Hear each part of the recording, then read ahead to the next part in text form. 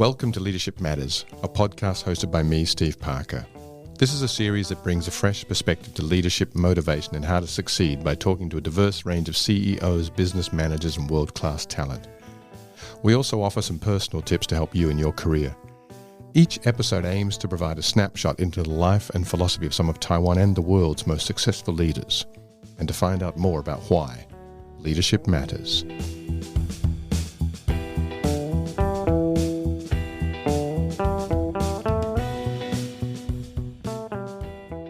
We're very lucky today to have David Davila on the podcast. David has worked as a leadership coach, an executive leadership coach and consultant for over a decade, helping over 30,000 leaders from the boardroom to the shop floor. He's helped me on more than one occasion when I've needed it. In addition to 20 plus years of study in Eastern traditions, he's a board certified coach with postgraduate degrees in leadership and a member of the Marshall Goldsmith 100 coaches. I kind of wonder why he's talking to me, but I'm very flattered that he's taken the time out today.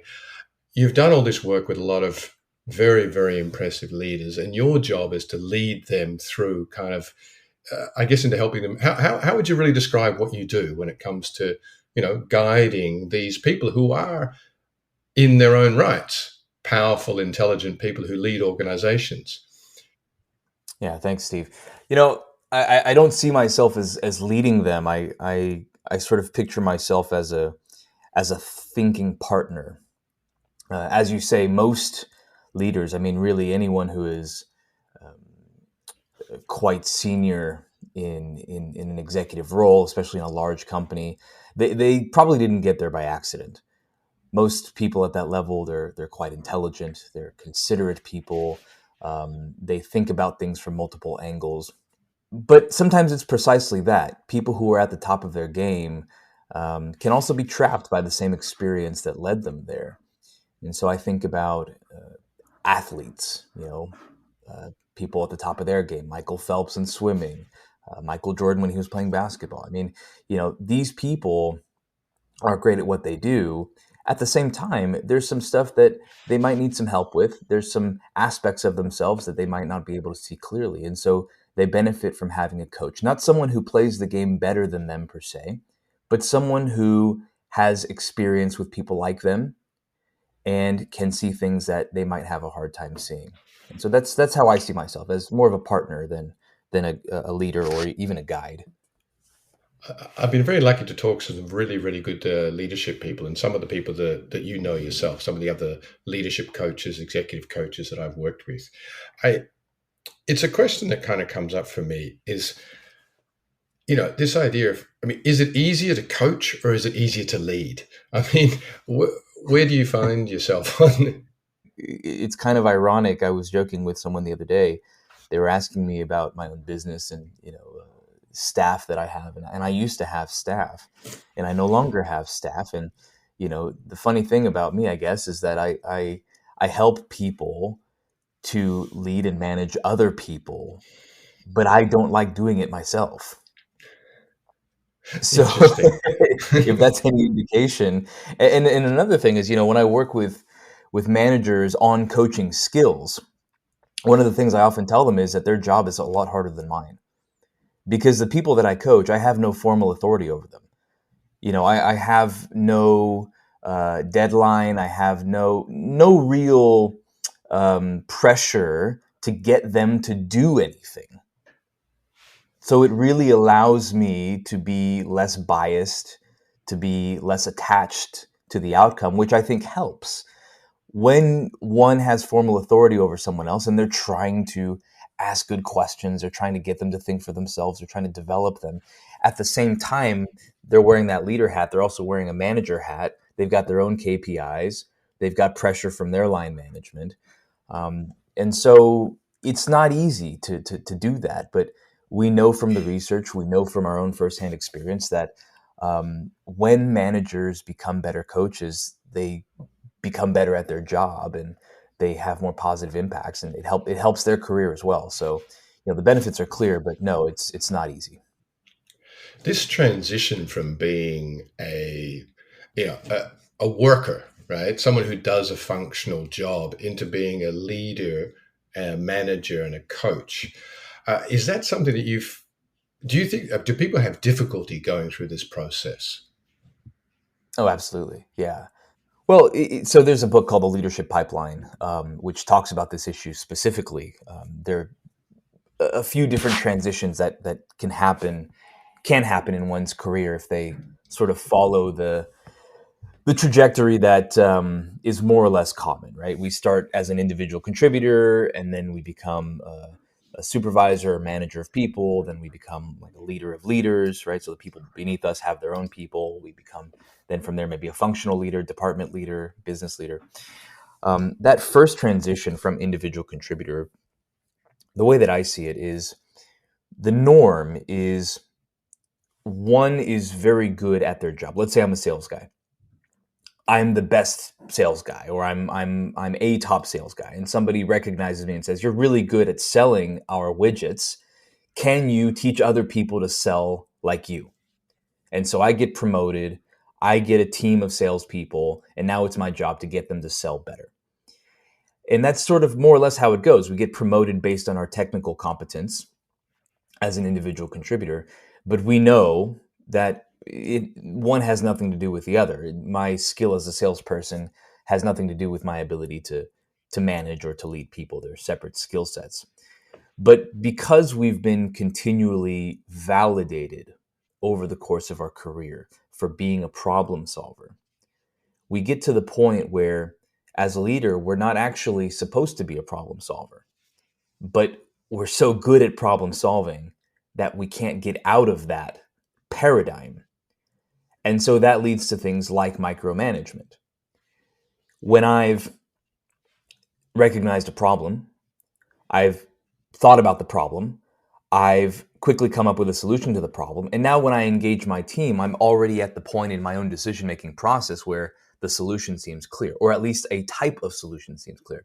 So I present this solution to this group, and and if I'm a conscious leader, conscientious leader, and I recognize that I don't want to tell people what to do, I might do something like this. I might go, "Hey, gang, so here's what I think we need to do, but I'm not wed to the idea. You know, I want to hear your ideas, but I just want to get the conversation started.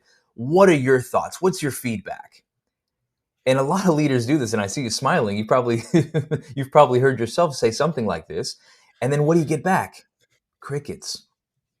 They almost never give feedback, or if they do, it's almost never actionable. It's almost never different. And the end result in that meeting, the solution you land on, is usually not much different than the one you initially proposed. Why is that? Well, theoretically, you would have a wide spectrum of possibility, but you've anchored them to one particular idea. And so now the conversation is completely anchored by that idea, by you as the one who holds authority in that relationship. How do you, I mean, is this, do you need to have some kind of epiphany with these people before they can change?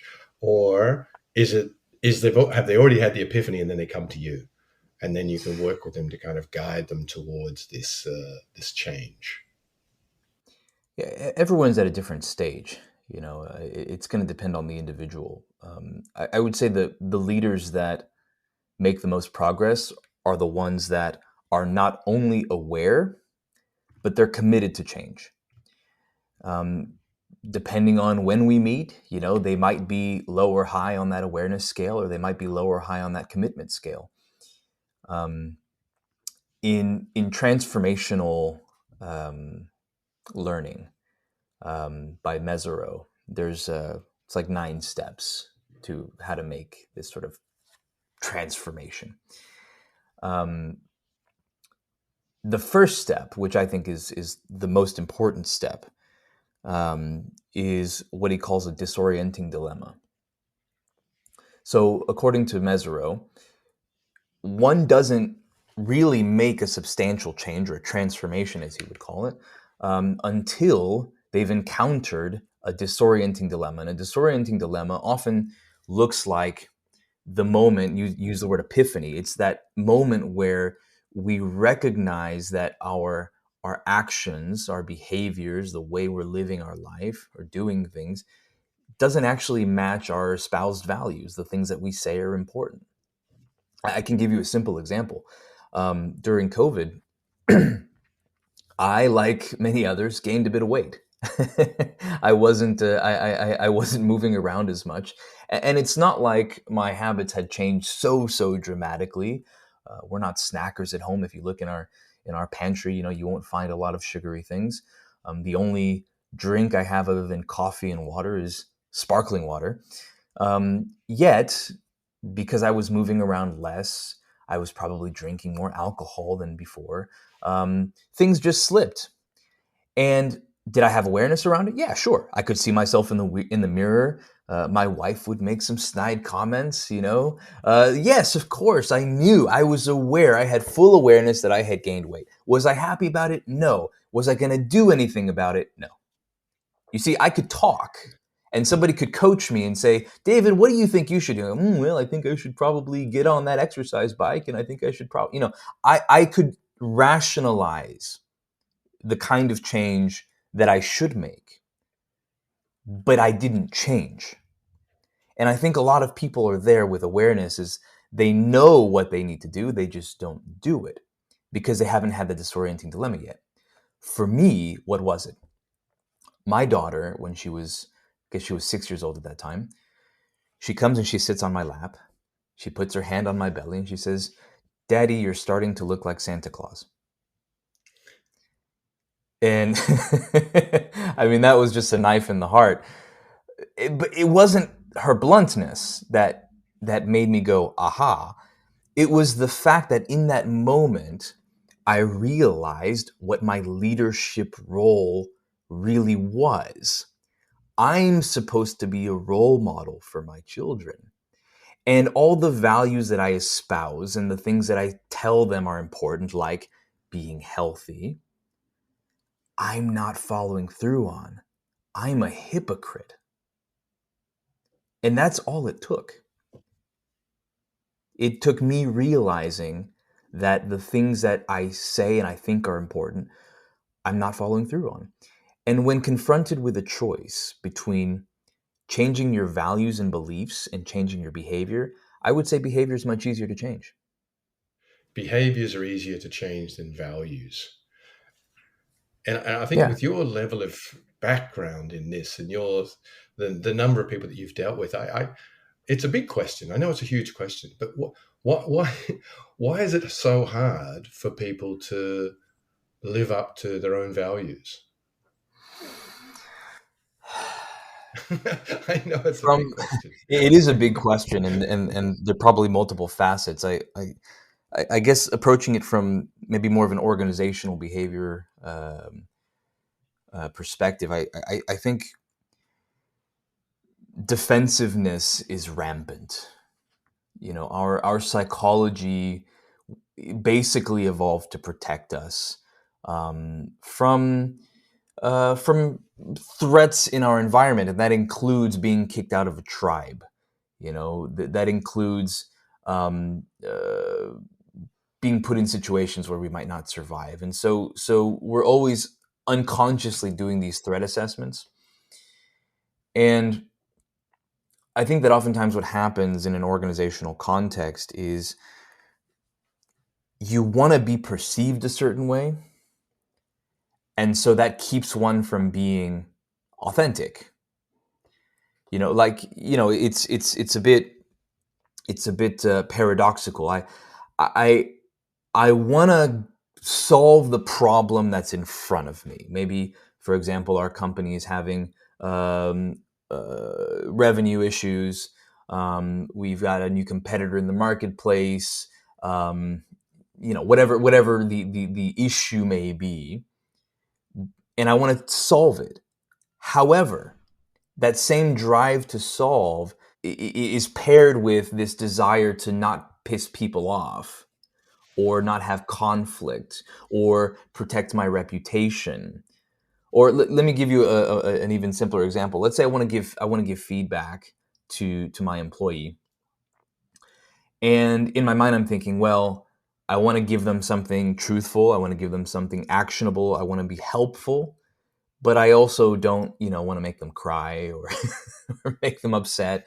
So I'm gonna do something like, the shit sandwich, right? Like, oh, you're a really valued employee. By the way, you need to fix X, Y, and Z. But we really value you as an employee, and so they leave that meeting going, I'm a valued employee, and stuff like that, and it's, you know it's that psychology, and then it's bias, which creates blind spots.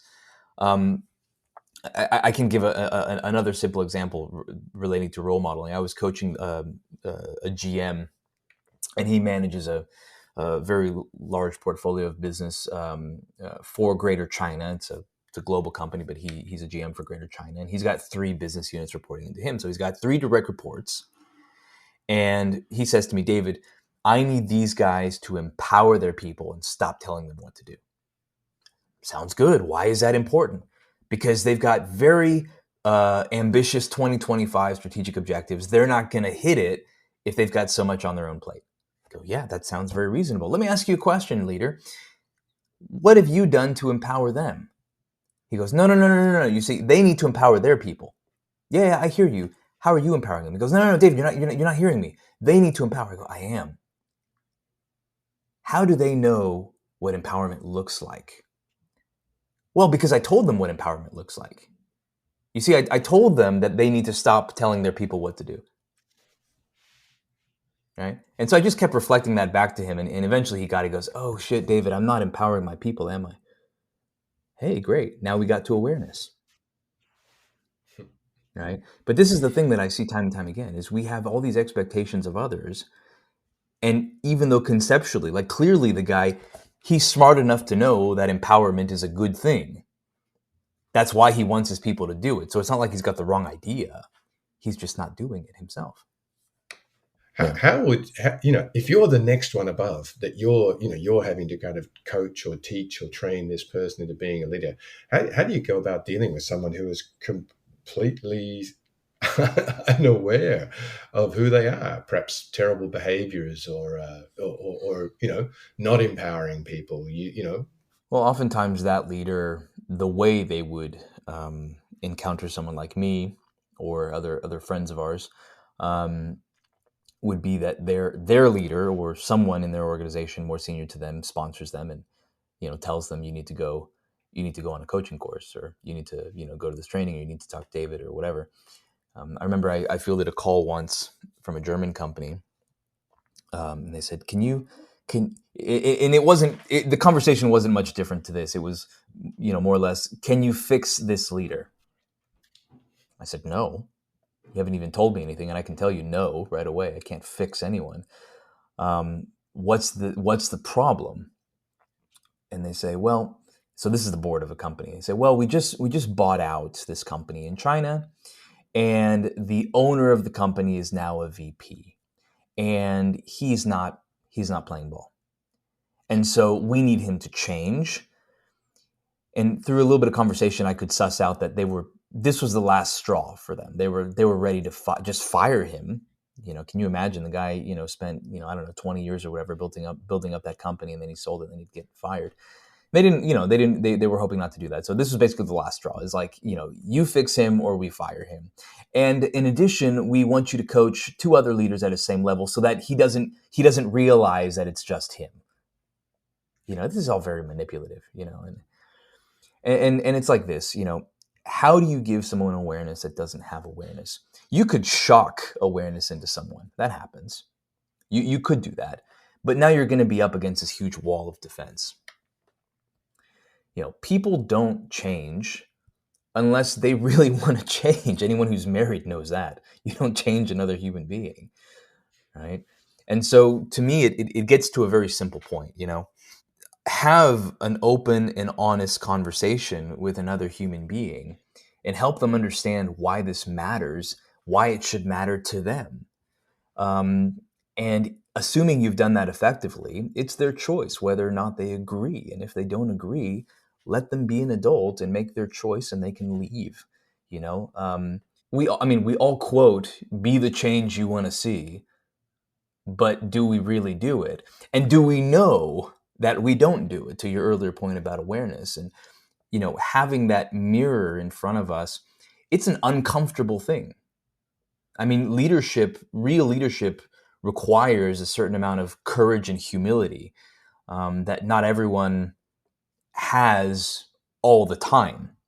That might waver and wane, but um, having a coach, an advisor, a peer, a friend, a mentor, having someone in a role that effectively acts as that mirror can be very helpful for raising that awareness. Right. Yeah, that's super true. That's a really really good point. I I have a question. I want to flip this a little bit. Is that I see leaders who are threatened by those people who have that natural charisma, the people who kind of naturally lead a group of people. They might be the office manager. They might be the one of the sales reps. They might be somebody who does a function that's completely outside of the leadership chain. But somehow people go to them to get solutions to things. Yeah, I don't see a reason to be threatened. I think if one does feel threatened in that situation, it's worth asking oneself why. And I suspect many times it has to do very simply with job security. And if someone else can do my job, then what job do I do? In my experience, and I could be wrong, but from what I can tell, those kind of people managers have a hard time moving up. I mean, in general, like I think we stigmatize sort of executives as being political, being overly ambitious, and I mean there are definitely some qualities there, right? But um, by and large, I mean most people are good people, or at least they try to be.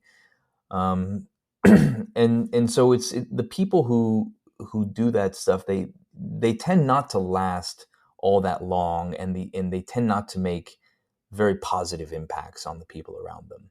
And that's part of the reason why they don't stick around long. There are exceptions to that, of course. Um, but by and large, it's the ones that are trying to do right by others that tend to do better. And I think that's the case more and more. One of the things that I'm very optimistic about is that direction of corporate culture. There's a lot that needs to be worked on in general, but there's a new consciousness around leadership, and the kinds of leaders that we want to be around. I think has changed, and that's definitely for the better.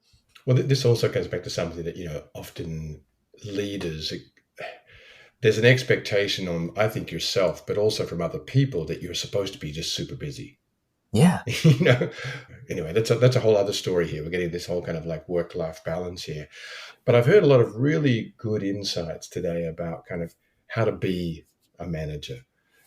This thing about aligning your internal and your external selves, trying to, you called it authenticity, you know, understanding that we can't always be that person, but nonetheless try to be the authentic self when you're managing.